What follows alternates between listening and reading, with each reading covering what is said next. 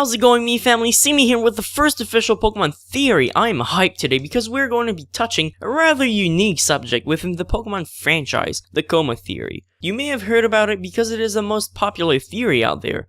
Or maybe you haven't. Anyway, let's go over what it is quickly before we get into too many details. Supposedly, Ash falls in a coma after getting hit by Pikachu's Thunderbolt during episode 1. He is now in a hospital, and the medication he takes makes his dreams less terrifying. Everything that happens afterwards is a result of Ash's ideals and personality, with other characters being other aspects of himself. Sure, that would explain why he's been winning those gym battles so easily, why every evil organization hasn't been too evil, why he's never been aging, as well as why he's never been in a relationship.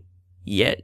Still, there are many flaws to this theory, and it is my job to debunk it as much as I can, or to approve it. Whether you want to think differently from me or not is purely up to you. I'd gladly read your opinion down below in the comment section. First of all, Ash could not have just created the most popular antagonists of the anime just like that. Jesse, James, and Meowth had to already exist. The fact that they are not menacing is purely due to the fact that they are fools. Proof of that is that they always try to capture Pikachu, even after countless failures. Ash doesn't fear bikes, and he's been in contact with them a few times after the incident with the Flockaspiro on Misty's bike. It would just be too difficult to carry and use one. It would also shorten the duration in between towns. It would cut dialogue from the anime. Since Ash travels a lot by foot, it'd be hard for the kids to keep up, and the anime would be less kid-friendly. Remember, the goal of the anime is to be enjoyed by kids, not necessarily to make sense and to be complicated. Ash could not have possibly come up with all the new Pokemon, abilities, moves, and much more by himself. There were many references to real-life animals in the first episodes, but that's because they acted as a point of reference for the kids watching. He's not known when he goes to new regions, but that's because the world of Pokemon is huge, and because the only times he truly became the very best at things were the Orange League and the Battle Frontier, events that aren't too known. Every character being a manifestation of an aspect of himself cannot be true. The anime just has many different personalities on many different characters so that the kids can relate. A good example is Brock, who supposedly represents Ash's repressed sexuality. Ash is 10, so it makes sense that he's not looking into getting into a relationship. Still, he has shown signs of potential affection towards characters like Misty, has received some from characters such as Serena,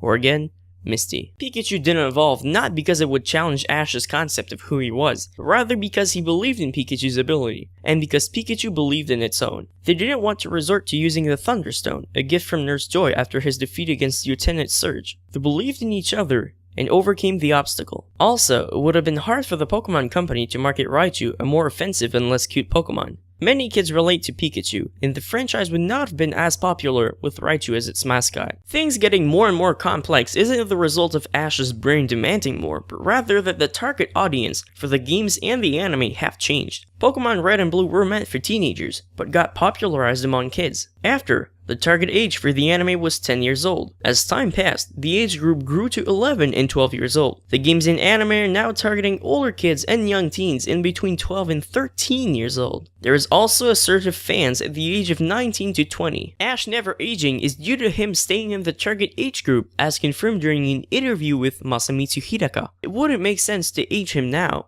so they kept it that way. Plus, a time skip would be too hard to follow in an anime like Pokemon.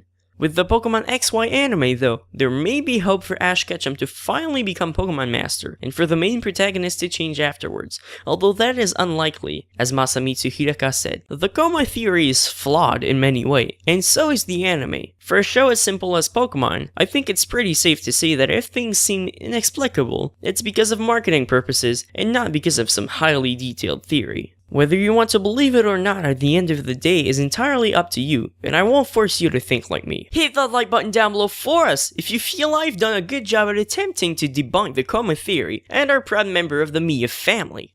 Comment, it's always appreciated. Tell me your thoughts on the Coma Theory. Also, tell me if I did a good job on my first totally scripted video. Subscribe to C.MeaX if you haven't already. Join the Mea family, it's quite awesome over here. I'll see you next time. And as always, じゃあね。